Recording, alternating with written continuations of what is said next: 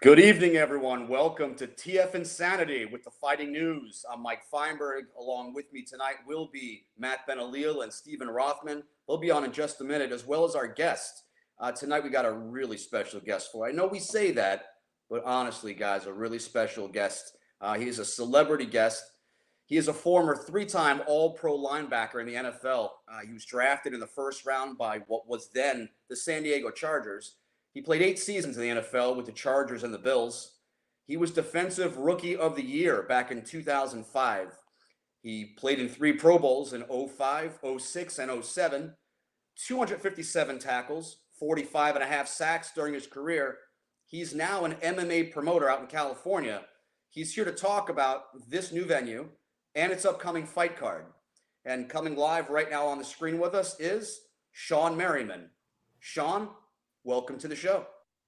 Thanks, man. I appreciate it. Thanks for having me. What's up, guys? Good evening, everyone.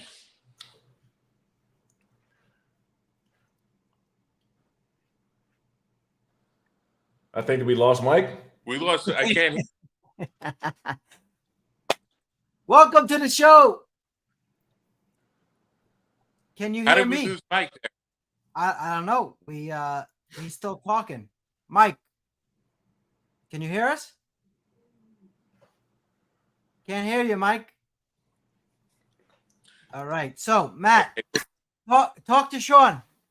Man, Mike did such a good introduction there. He did. That was great. Like Mike had it. Mike had it all teed up, man, and we can't even get him now. Yeah. Now we put everyone else on the screen, and he's gone. Well, such is the nature of StreamYard here. So, Shawne, tell us a little bit about your MMA promotion in California. Let's start with that because that's what our fans want to hear. Yeah, Lights Out Extreme Fighting 10. We got a huge fight coming up 26 at Casino Palma in San Diego. So it's our first one in San Diego to be outside, actually. So we can't wait to do that. You can get your tickets at lightsoutxf.com. And if you can't make it, make sure you catch us on Fubo TV, Fubo Sports. If you don't have Fubo, get it. And we can't wait to get this one on our belt. I've been trying to push for San Diego for a long time, so I'm happy we're able to get this done. Is there a big MMA crowd out in San Diego? Or huge, man, huge. A lot of great fighters. And what's cool about this card, man, we'll have about seven amateur fights and 7 pro. And what I've always been really big on, man, is giving the local talent. Right, there's a lot of local fighters in San Diego. The Escondido area, the Temecula area. I know Dan Henderson has his gym. I think we have 1 or 2 guys from Dan Henderson's gym. And so we just try to get those guys a shot first, man. And the cool thing of it is some of our amateur fights will make broadcasts, which a lot of people don't do. So I think that, that makes us a little bit different. Also, too, man, we're up 57% viewership over the last couple of fights. So I thought that was cool because at the end of the day, man, I think the fans will tell you. The fans will tell you if they like what you're doing or not. And they tell you by viewership, right? And so the way we're climbing, we're shown in not only here in the States, but Canada and France and some parts of Spain. So I think that, having now an international crowd is pretty dope. And you have amateur and pro fights on the same card. On the same card. On the same cards. We'll open it up. Doors open at 7 p.m. 6 p.m. and our first fight is around 7. And then it starts to get dark around 7:30 or so. So the rest of the fight card will be at night. And so we have these cool drones flying over the cage. And so we'll get some shots up there while on the live broadcast. And we have some really cool camera angles coming. So we wanted to do something special, obviously being in San Diego the first time coming down there.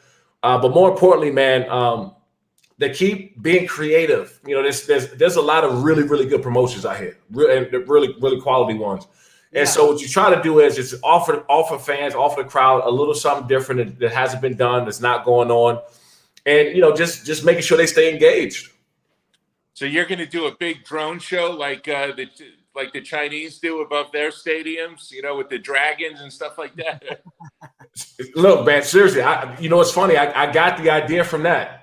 And, I was asking the production crew. And, look, if it was up to me, I'll have a fight in Mount Everest. I will have a fight on the moon. I'll have a fight anywhere. I was like, how cool can we get with this, right? What more can we do? How can we, be a little different?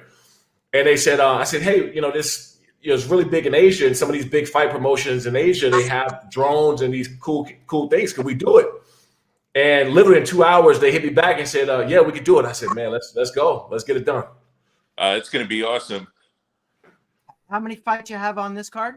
We'll have 12 to 14 total. At least 6 pro fights, maybe even 7. We'll have, between 6 and 8 amateur. But yeah, man, we're flying. This is our 10th one. We moved into football sports, top 5 most watched with them. And so it's just been cool, man, just to watch this thing grow and giving these fighters another opportunity, another platform to go and showcase their talent, man. I train with some of these guys. Sometimes I try to at least stay in shape. But I know when my limit comes up, I'm like, okay, I'm done. I'm out. I'm just trying to go in here and stay in shape. But these guys are hitting it twice a day. So a lot of them still have full-time jobs, but they're trying to, climb the ranks. So we just want to give them another platform to come and showcase their talent.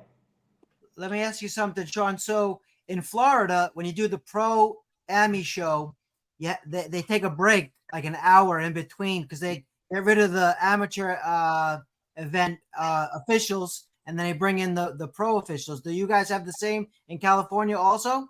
We roll right on through. You got the camo. You got the camo guys, the amateur guys getting up right out of their seats, and you got the commission coming to sit down for the pros.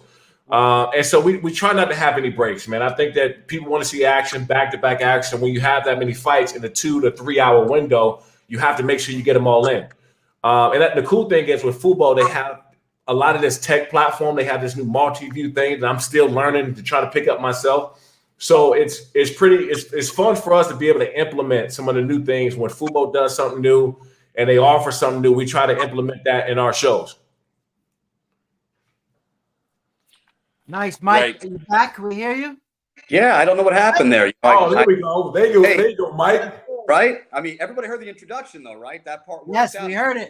Reason crossed over and brought you guys in. That was it. It went dead. But all right, yes, I don't know what you guys were talking about while I was gone, but I'm going to kind of jump back into what we were originally trying to talk about.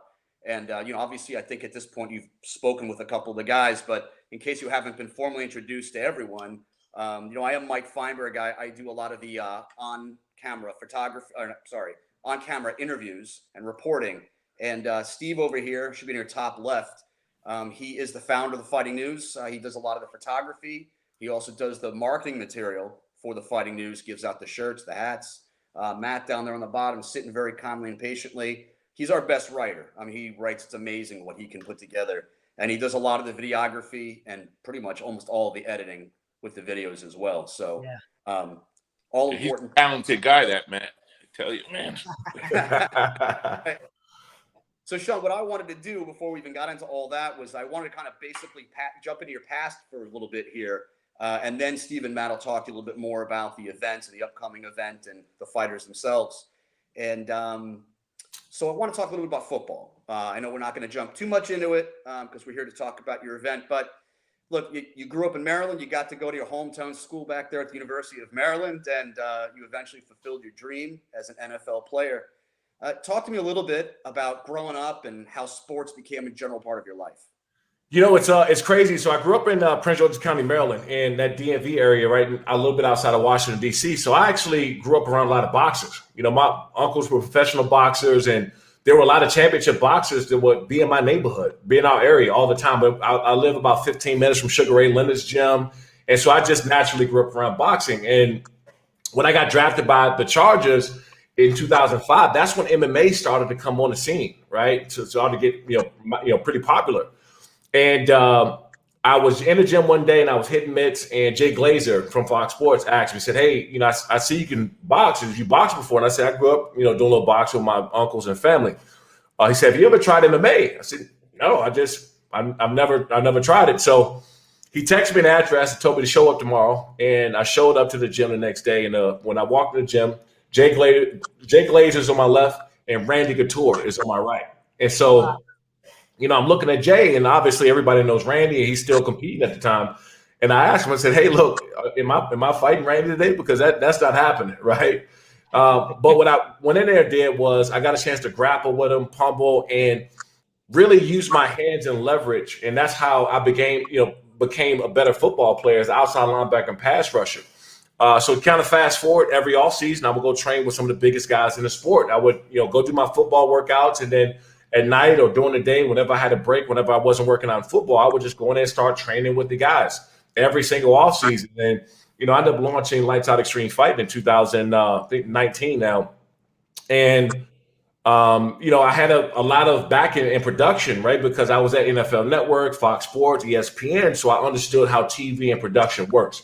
So the two worlds just honestly, man, just really collided, where I was like, okay, I've been around this thing for 17 years. I understand TV and production. I know a lot of these fighters. I know a lot of these other people in the production business, in the promotion business, matchmakers, operations. And so we just did it, man. And it's been fun. Obviously, as you guys know, it's a hectic, chaotic business when you're doing this. You got things happening all the time. Fighters popping in, fighters popping out. You got to last minute switch your card up because of maybe a guy got injured. It was a Gastelum, or somebody in UFC just pulled out of this next fight coming up, and Gastelum. And so you see how the fight business is, man. But I think with us, it's fun for me because it gives me an opportunity to be creative, right? I've been around great promotions like Bellator, and obviously going to UFC fights since 2005. So I got a good inkling into growth, and that's what we're about. Yeah, the Gastelum cut his eye in practice, and you can't go into a fight with stitches because it can reopen, and it's really not fair if you do. So, but hey, Shawne, you mentioned that did you say that the MMA training made you a better football player?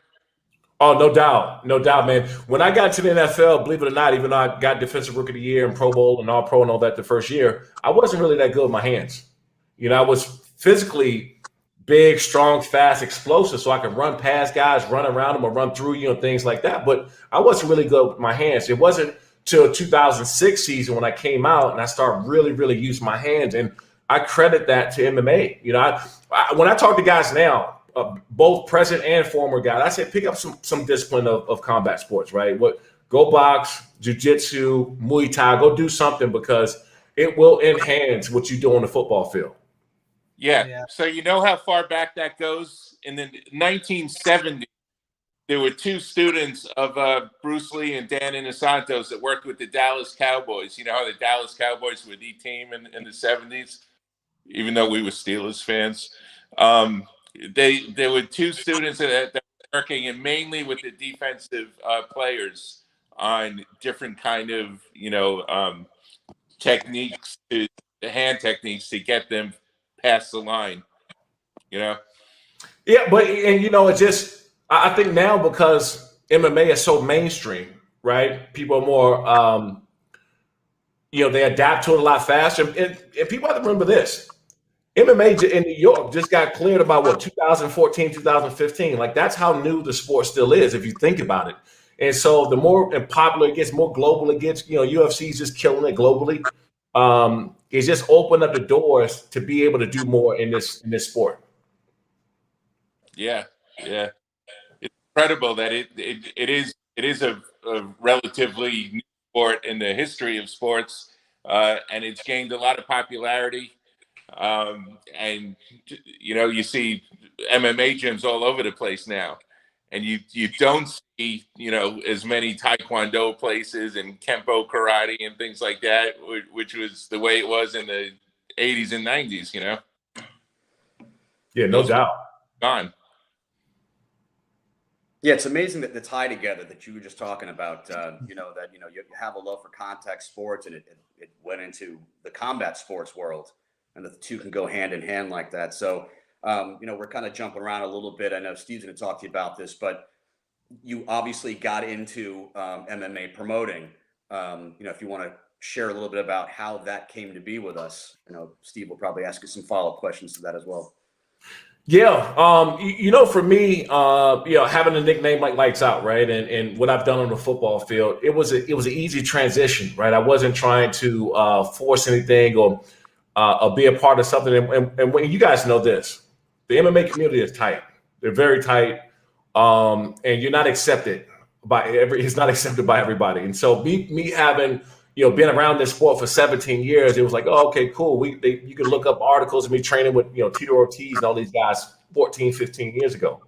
And they would come to my football games. I would go to their fights, and I always just hung around the sport. And I started to get more curious about the business side of it about 6, 7 years ago, and production and casinos and venues and just everything and how the operation side of it works.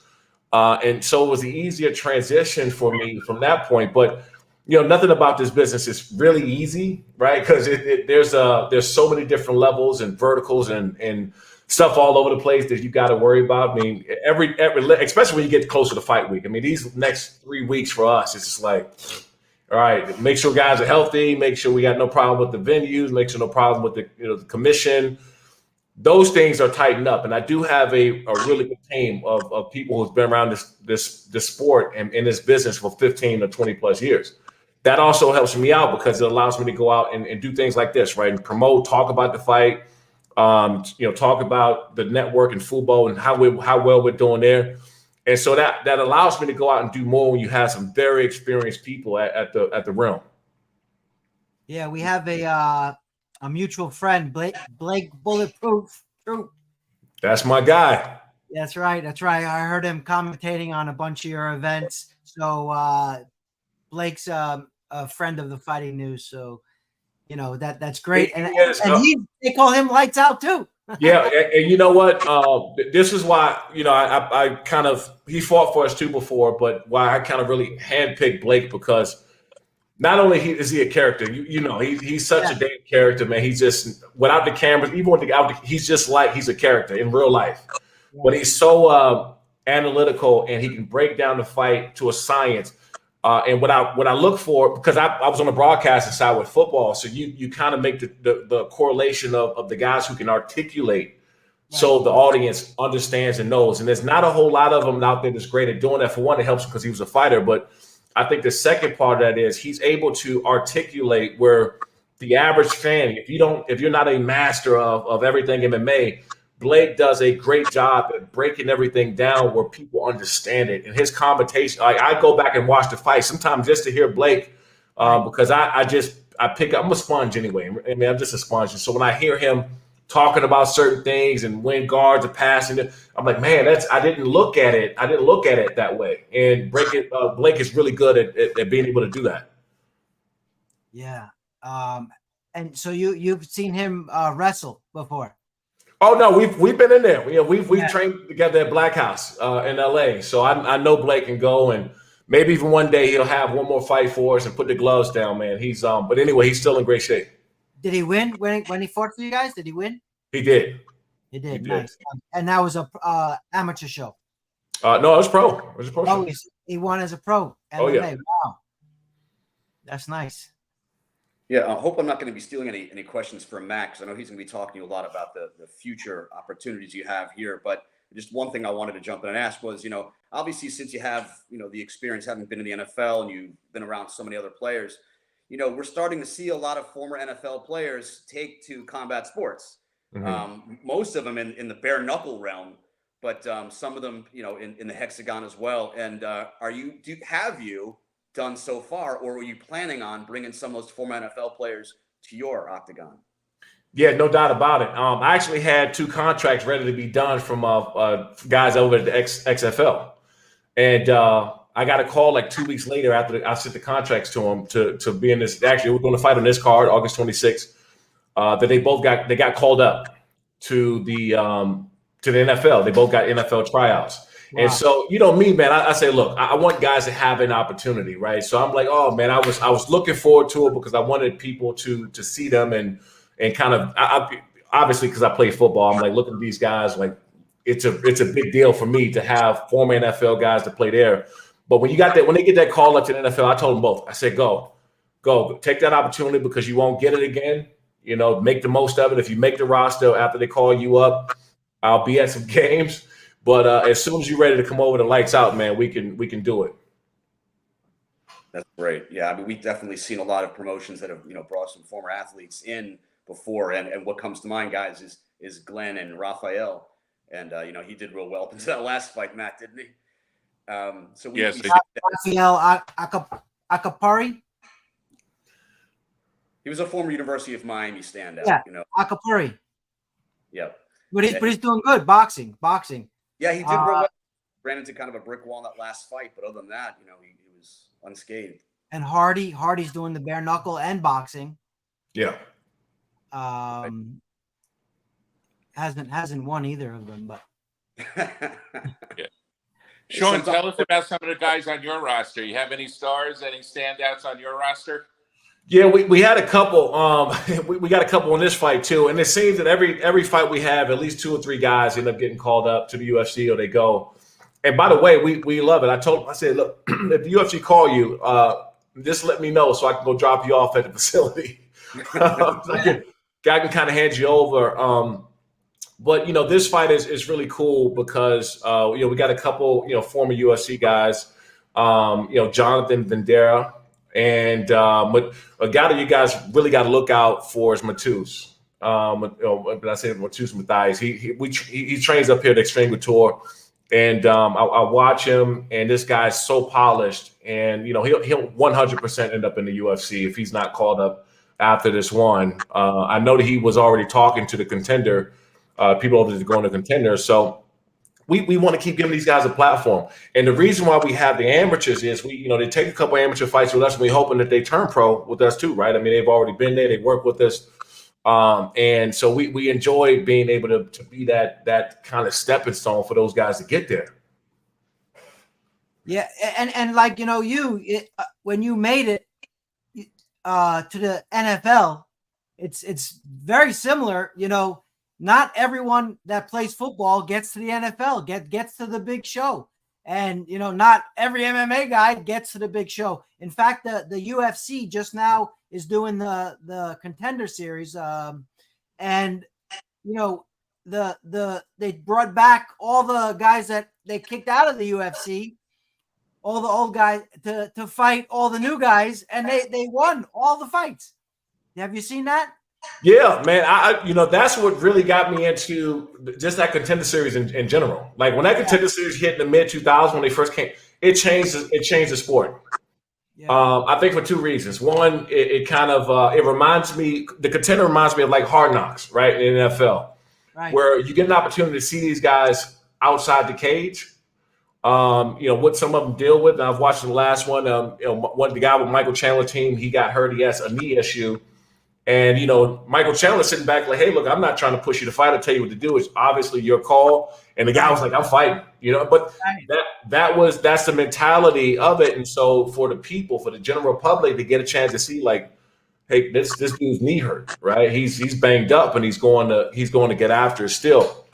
I just think that's for one, that's why the UFC is as big as they are. But 2, that's when people have this relationship with the fighter. Because like, man, that dude's tough. Or maybe a fighter like he slept in the gym. He was, working part-time and trained and, slept in the gym because he had nowhere to go. So you hear stories like that. And the general public, there's somebody out there like, hey, man, I had to sleep in my job before too. Right. I was poor. I was homeless. I was, I had some problems. Maybe I, had some legal issues. And so you get this from the fighters. And that's how the people, the fans get closer to them. And I use Hard Knocks because Contender and Hard Knocks is very, very, very similar when it comes to the what they put out there to the public. Oh yeah, for sure. Yeah. So Matt, I think you got some questions for him leading up to the promotion and future opportunities. Yeah, I think the hardest thing about running a promotion is these days. You said what's the hardest? Yeah, what's the hardest thing about it? Look, there's a lot of competition, I would say. And because we have in-house production, in-house operations, there's a lot of internal stuff that goes on. And it's really, the team is so big, you have to make sure everybody's on the same page, right? Especially as the closer you get to fight time, right? We have our Monday or Tuesday production calls. We got the Wednesday, Thursday operation calls, and we have a working flow sheet where everybody get a chance to see it. So if there's anything that people didn't check off or miss or didn't do, then somebody's on it. And so it's really, making sure everybody's on the same page.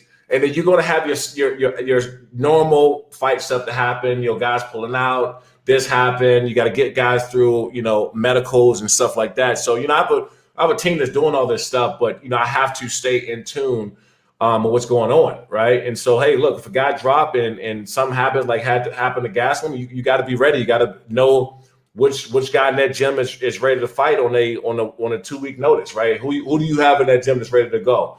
And so all these factors goes into it, and it's a lot. It's a lot. But to be honest, I wouldn't want to do anything else, right? I built up this brand, this name with Lights Out, and very seldom you get an opportunity to do what I did on the football field and kind of transition to something like this and running your own organization. And I'm a creative person at heart, and I like trying new things, even if everybody else is telling me, "Hell, don't do it. It's crazy." I'm like, okay, that's exactly why I'm doing it. Right. And so, having experience of these people around me, because I've been around it for so long, I got a really good team and staff of folks there, that it allows me to go out and want to implement new things. I've been around this shit for a long time, man. It's like, okay, when I was around Bellator, I'm like, this fight is great, but this is what I would have did with these cameras, or I would have promoted it maybe this way. LFA is another one a promotion that I like, and I've watched for a long time, and they do some really cool things. And so, being around the sport for a long time, I'm like, okay, I see what's going on, and we want to try to do something here. And that's the fun part for me, because I can actually start implementing these ideas that I have going forward. What other ideas do you have besides the drones? We got a lot of tech verticals that's coming, like more fan engagement tech, and the people that can't make it to the fight, obviously, because we want to sell tickets, we want to get that energy there, but also to the people that can't make it, right? That's out of California or away, we want them to feel as close as possible. And the reason why I say this, because I know what fantasy football did to the NFL, right? The NFL was already big, but when fantasy football came around, it changed the landscape of the NFL, because the fans felt more closer to the players, right? They felt like the GM. They felt like they had a take in a win or a loss.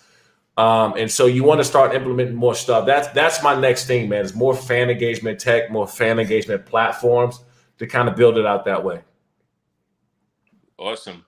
And who does the matchmaking for you? Do you have one guy or more than one? Yeah, I have two people as far as the amateurs and then the pro. But to be honest, man, I as of late too, I've been stepping in on the matchmaking stuff. I train at a lot of these gyms, and I know these managers and coaches and all that. So they just hit me up direct. And they said, "Hey, Shawne, I'll be in the gym." I was in Extreme Couture this morning, and I was just kind of getting some pad work in and getting some cardio in. And I had two guys come up to me and say, Hey, I'm ready for that August 26th fight. And I'm like, okay, well, we got a slot for a fight, and so we immediately start to, I text the matchmakers and text the team and said, hey, such and such is ready to go. We're ready. Let's find him a guy. So we got 3 weeks left, and we did. So we made an additional match today because guys are just ready to go. Right. And do you keep guys like extra in case you have last minute guys that can't make the fight? Do you keep guys on the roster to fill in? No, absolutely. Yeah, always. Yeah. And you're gonna drop a couple fights. It's a part of the business. Whether it's health or something with contract situations, maybe couldn't get through the medical fast enough, maybe a last minute obligation. Like this, it's a lot of craziness, right, in the fight game. And so you stack the card up with obviously locals. We want as many locals on there first as much as possible, because we know that the gyms are going to come out and support them, their family, friends, relatives, the community, people that they know in the area. So we want to have that first, and then kind of work our way backwards to getting a couple guys with, maybe former UFC or that's been around this game for a while and people know them in the MMA world. So we kind of start to build the cards out that way. Right, exactly. How many guys have you sent to the UFC from your organization? Probably six or seven guys over the course of the last year or so. And the more we get consistent with the fights, the more that happens. The viewership goes up. And it was funny. The last fight we had, but I told you we were shown to like Canada, France, Spain, certain parts of the country. So out the country, football is not big in those places, right? Football's not big in France, football's not big in Spain. So I'll get like a bunch of followers on Instagram, and I'm like, what is it? What is people from France or Spain like following me for? I looked them up, and I was like, okay, all right, it's from the fight. So that part of it is pretty cool. Yeah. Do you think your status as an ex-pro football player led to that increase in viewership that you were talking about before? Yeah, most definitely. Because for me, having the football will always be king, in my opinion. Will always be king here in this country, and UFC is great.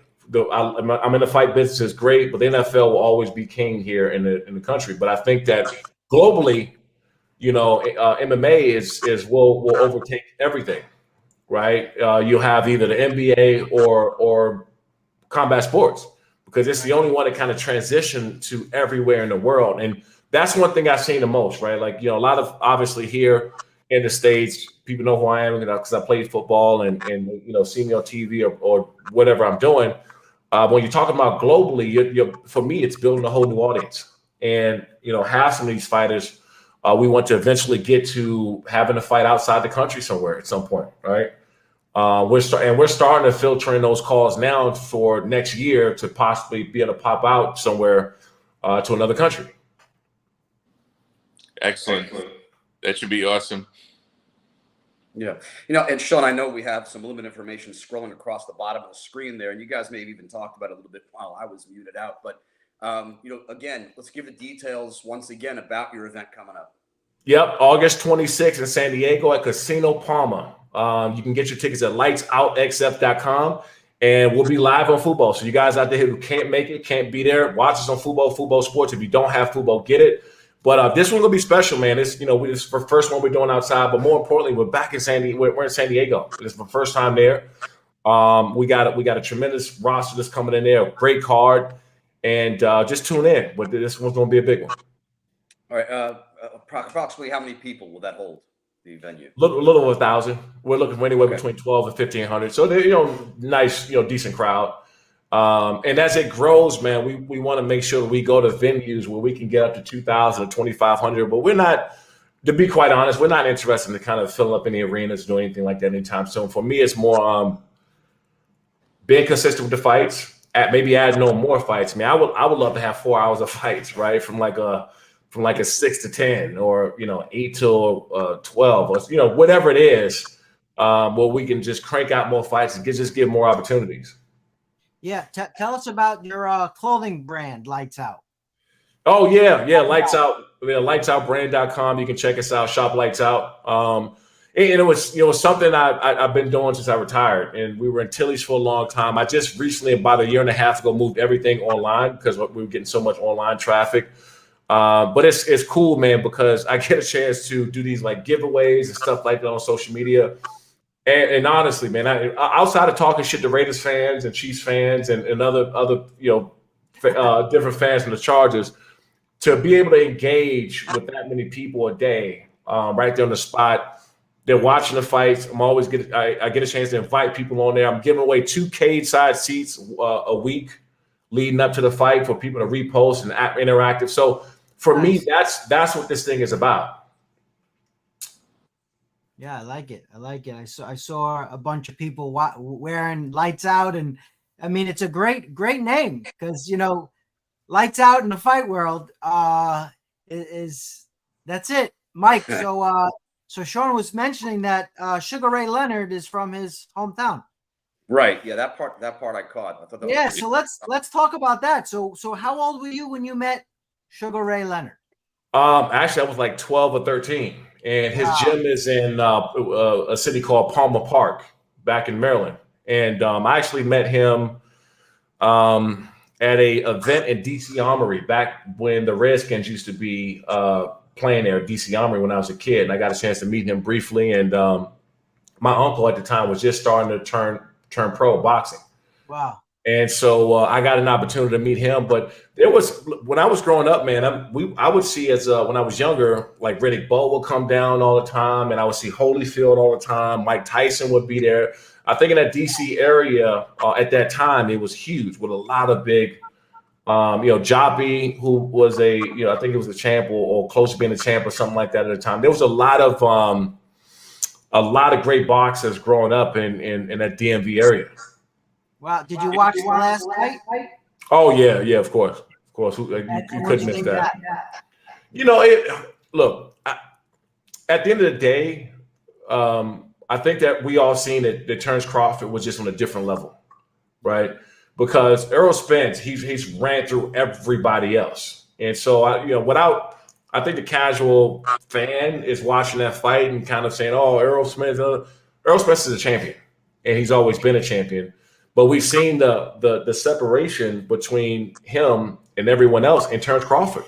This guy, he's just on another level, skill wise, being able to walk forward, his power, his IQ, his boxing IQ is next level. I was saying some of the things he was baiting Errol Spence, and then that's why I keep saying Errol Spence is a champion. He was baiting Errol Spence to do these moves so he can counter and come forward. I mean, it was a masterclass of boxing.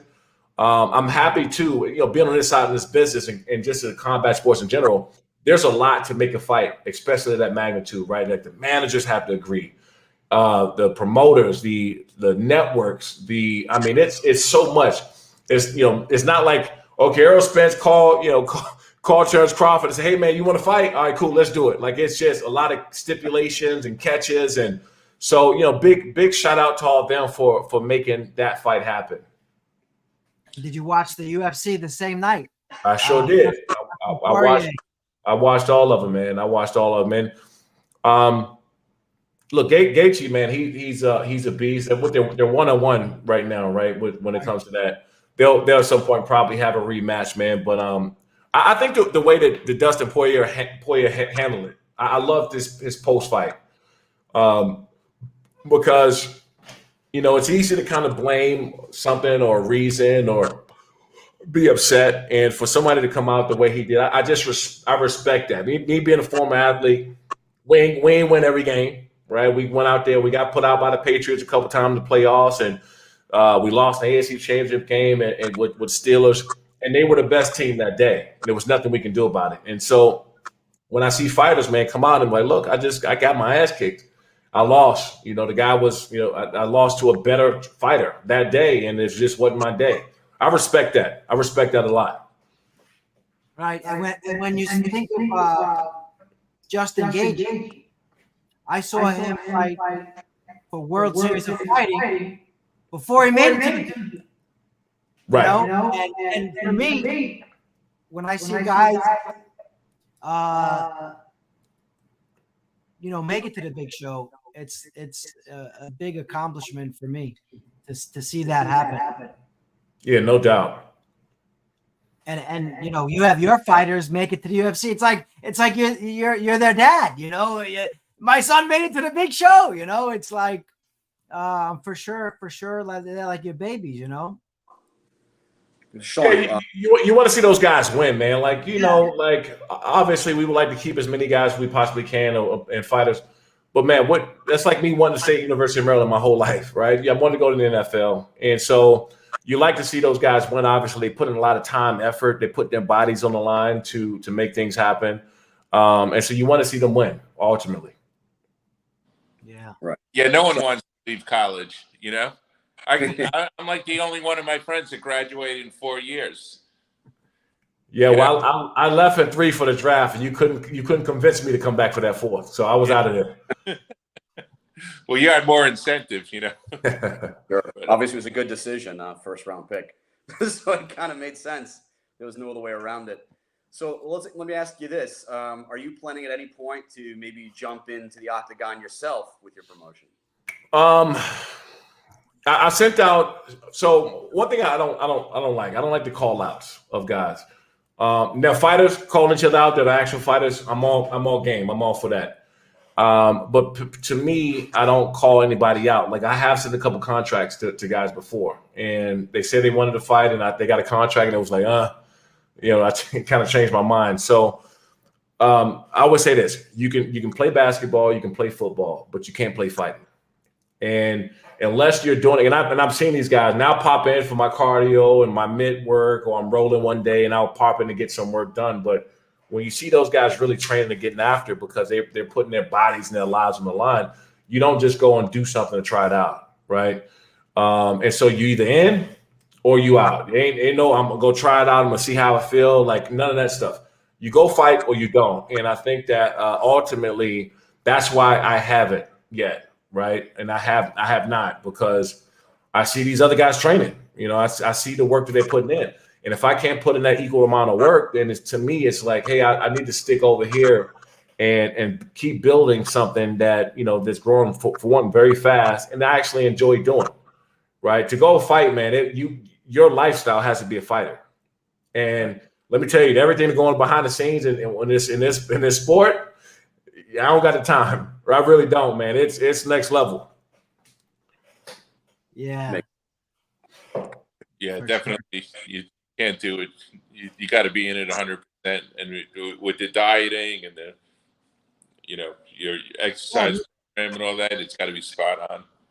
Yeah, and he already made it to the big show. So that's right. Yeah, you live that life. What advice would you have for young guys that are or girls that are starting out in the business to get on a show such as yours? I think the biggest thing is when you got an opportunity, you make the best of it, right? Whatever that opportunity is, and quite often I see. And by the way, I can tell from the start, being around some of these guys, like the weigh-ins and being around them for the first time, like some of the guys, some of the fighters I don't know personally, you talk to them, you see how they go about their business, and they all going through commission with the medicals, and they're on time, and they're doing all these other, like they on pace, and they know what they're doing. Those are the ones I said, you know what, they're going to have some success in this sport, right? We've had guys show up like 2 minutes before the commission's gonna leave and weigh-ins and miss weight and have to run around the park. I'm like, guys, come on, this is a business, and you want to be respected as that. So when we call you again, or any promotion call you at that point, they know they can count on you to be reliable, right? You're gonna show up on time. You're gonna show up and do what you're supposed to do. So I would just tell any fighter when they're coming in, take advantage of the opportunity you got, whether it's big or small. And that's how you build, by just making the most of that one opportunity that you have. Right. And do you have a lot of females training out by you also as well? Yeah. Now that is funny you say that, because that's one of the things I've been pushing on is to have more female, because the females, man, they throw down. I mean, they really get after it. And it's been a little tougher matching them up because you got to go to different places, and you got to find local females and it's a lot that goes into that. But I just said that I this morning when I was talking to the matchmakers and the team, I said, man, we would love to get more and more females on there.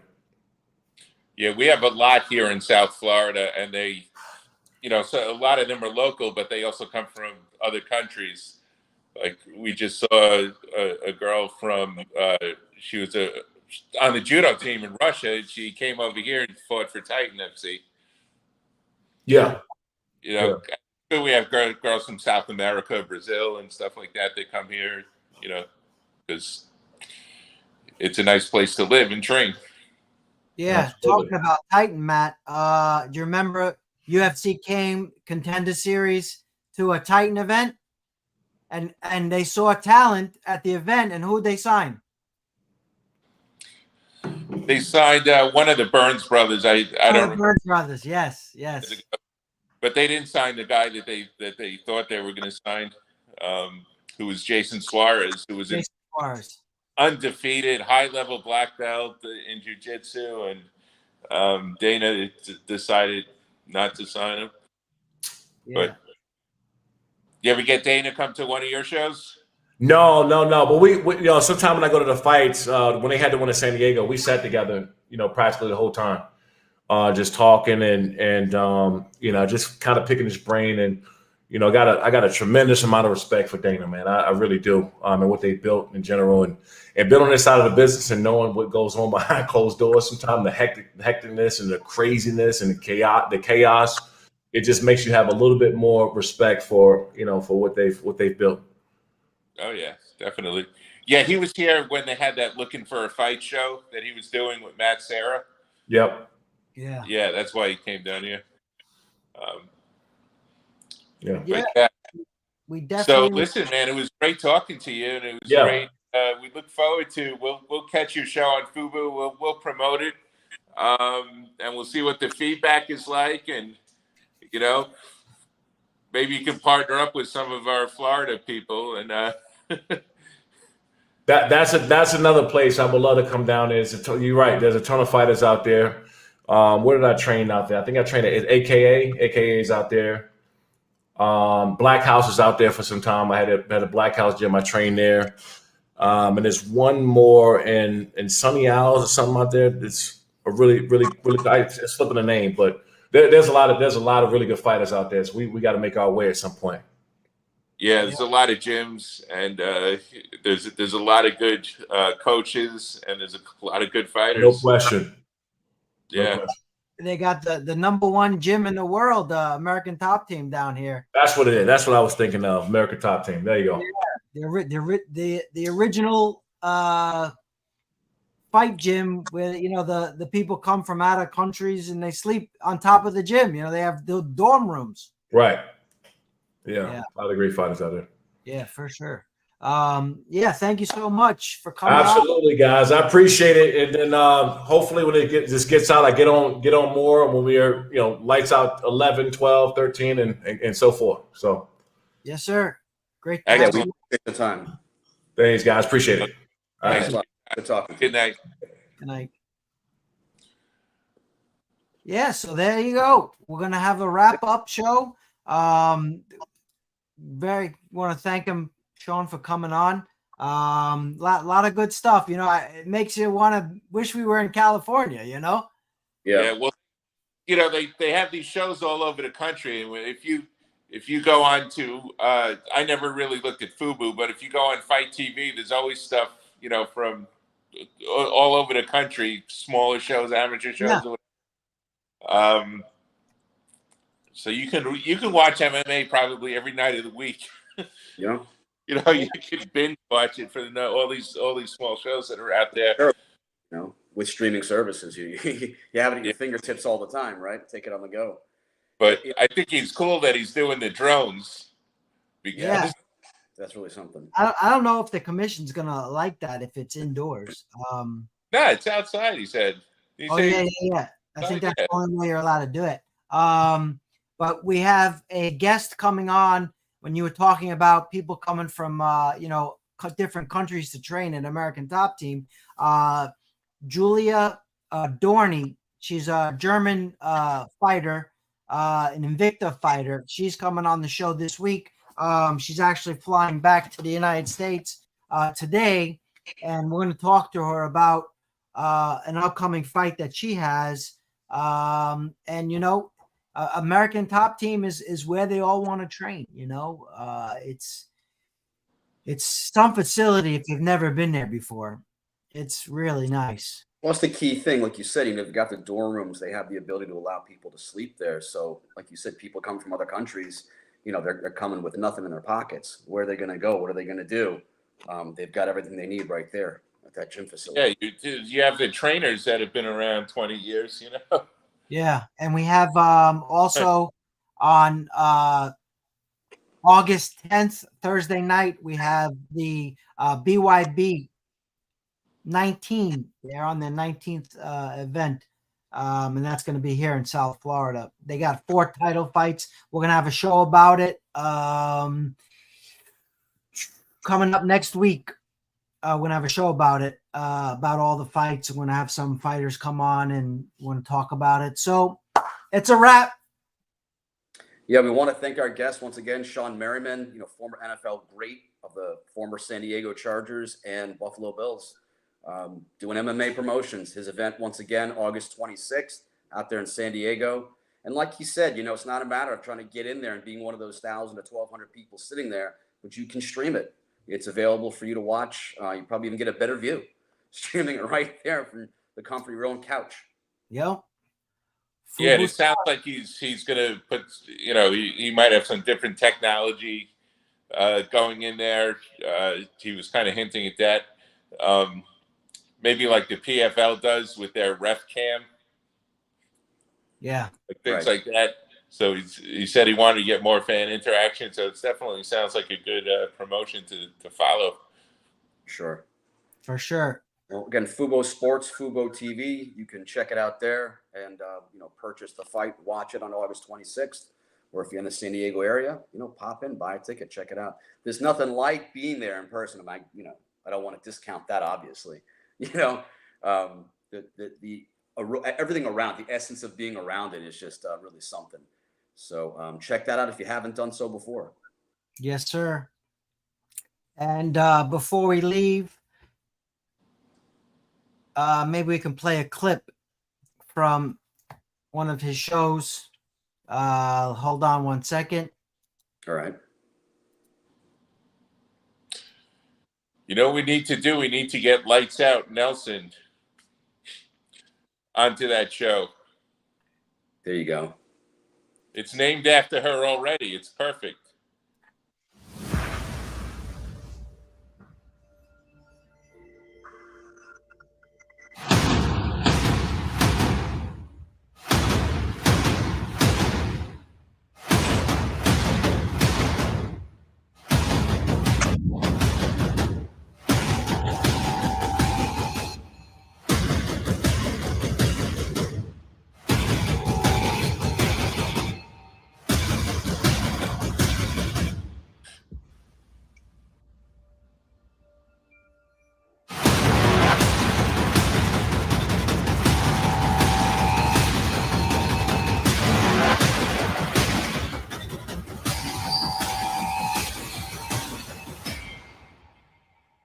Lights out, baby. Lights out. Lights out. Lights out. See you guys for Lights Out 3. Yeah, so I've been watching a bunch of the events that, you know, it looks really good. They have a bunch of people. The commentating, like he was talking about, sounds really good. The lighting looks good. They have this ring commentator, Sibley Scholes. I don't know if you've seen her before, but she's been on a lot of boxing events and MMA events as a commentator. You guys know her? No.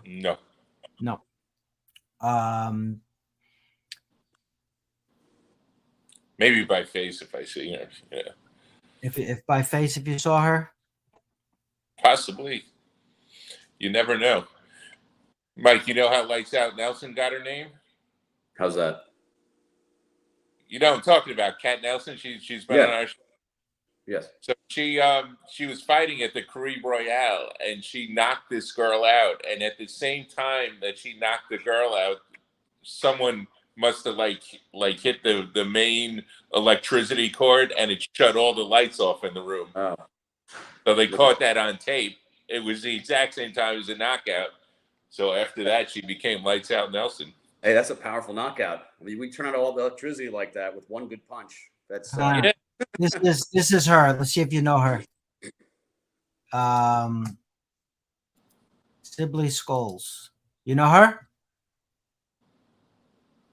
You ever see her announce? I can't make those out because I'm on my phone here, and those are tiny. that's a little small, Steve. You got to maybe put one up. But as you said, she's a commentator, right? Yeah. Okay. Never seen her? No. So she's done a lot of MMA events, and she's a celebrity. So Nice. Yeah. So we'll end the broadcast. Thanks everyone tuning in. Comment, like, share. Check out his show. Deuces. Check us out this week. Gonna do more shows. Good night, everyone. Good night. See you next time.